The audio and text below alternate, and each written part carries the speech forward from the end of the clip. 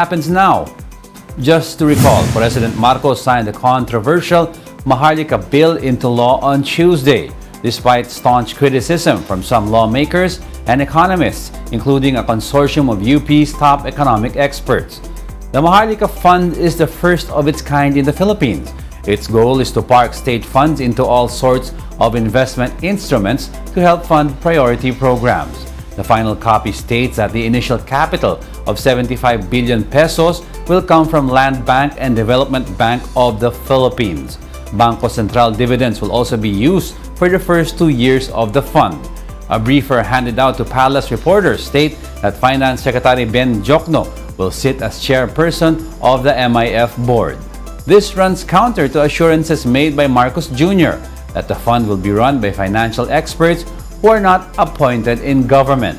The president went on to clarify that Jokno will serve as part of the board but will not have a direct hand in managing the fund. To share his insights on that report, we have with us live via Zoom former BSP Deputy Governor Mr. Diwa Guinigundo. Good morning, sir. Welcome to One News Now. Thank you for joining us.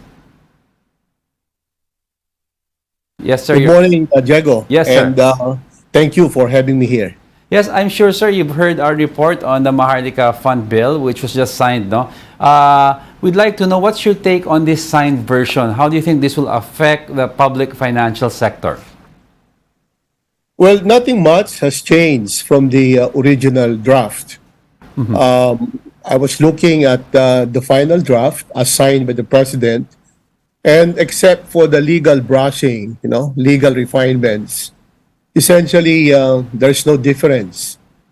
Number one, the funding will continue to come from the government itself. As you were saying, 25 billion from DBP, 50 billion from Land Bank, and 50 billion from the national government, which will be drawn from the 2 years of dividends coming from the Bangko Sentral ng Pilipinas. The problem with this structure is that the government will have to compensate for anything that was taken from the budget to capitalize the Maharlika Investment Fund. Okay. And this can only be done by imposing higher taxes or borrowing more, both from the domestic capital markets or from abroad. Even today, because we have no surplus funds to begin with, we have seen that the DBM had actually announced its program borrowing of more than 2.2 trillion pesos. Okay. And several announcements have been made already. For example, the World Bank approved 600 million for the Department of Agriculture. Davao Public Transport Modernization Project will also borrow $1 billion. The National Treasury will be floating retail dollar bonds amounting to $2 billion by September. And I think recently, Finance Secretary Ben Jokno announced that the sukuk bonds will also be floated by the Philippine government amounting to about $1 billion. In other words, we are borrowing on one hand and we are investing on the other hand. The new draft bill does not address that structural problem. And sir, speaking of Secretary Jokno, it was announced that he will sit as chair despite assurances that it will not be run by political appointees. What's your thoughts on this, sir? Well, during the speech of the president yesterday, he was quoted to have said, and I heard him during the ceremony in Malacanang, that neither him nor Secretary Jokno will sit or should sit as part of the board of directors. Because if you recall, the original draft of the bill actually included the president as chairman. That's right. And one of the other officers in the board of directors is the Secretary of Finance. Now, of course, the president said that I would not want to do that because I'm the president of the Philippines. I'm a political official or a political leader, I think I should not be there. And I think that was reflected in the draft. Yes. On the other hand, Secretary Jokno, who is also an appointee of the president, will be sitting there as chairman of the board on an ex officio basis.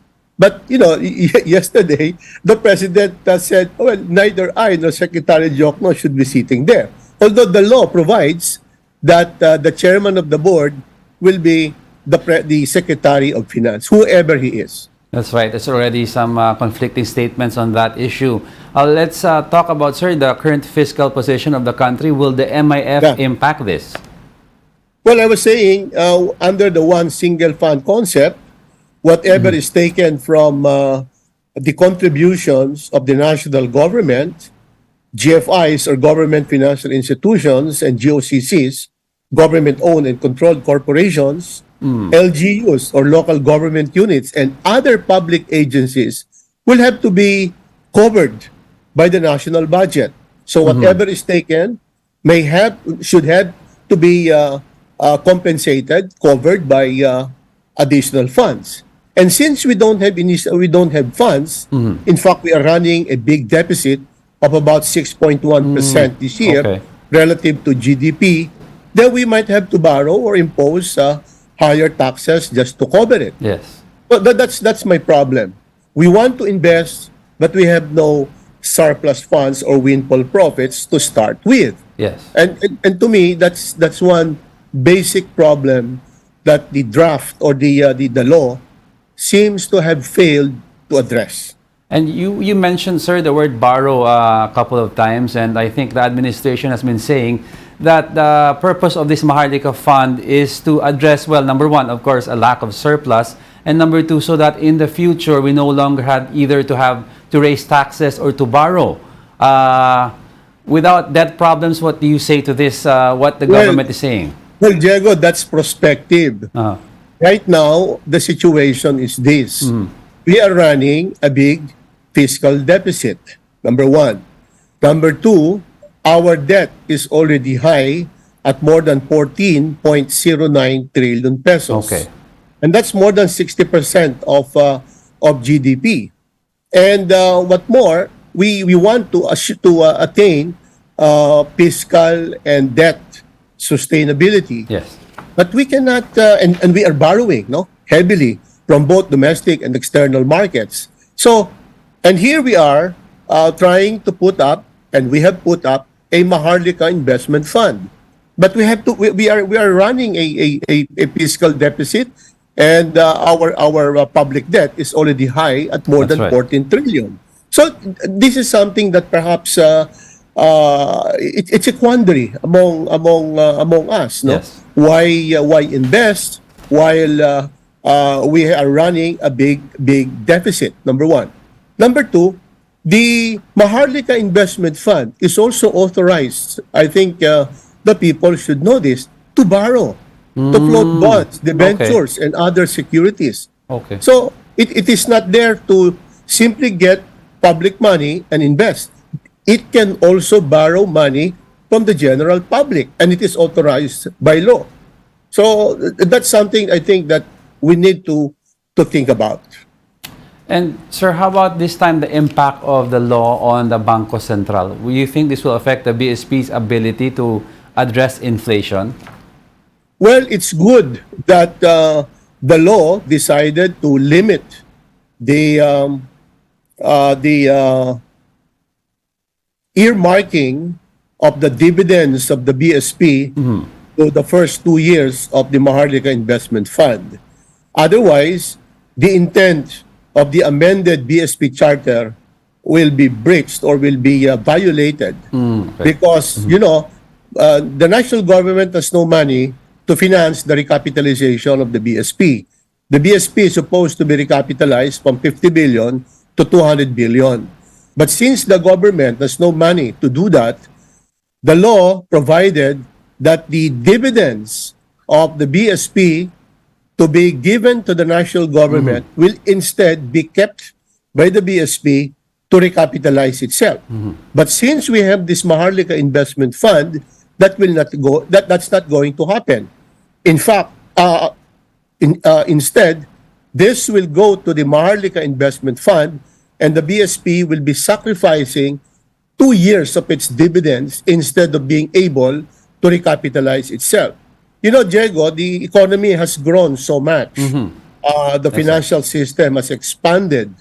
So we need a stronger BSP to be able to deliver on its mandate of price stability and financial stability.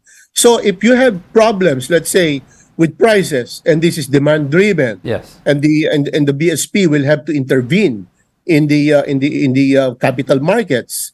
This is the BSP will have some difficulty doing that because its capitalization remains at the 50 billion.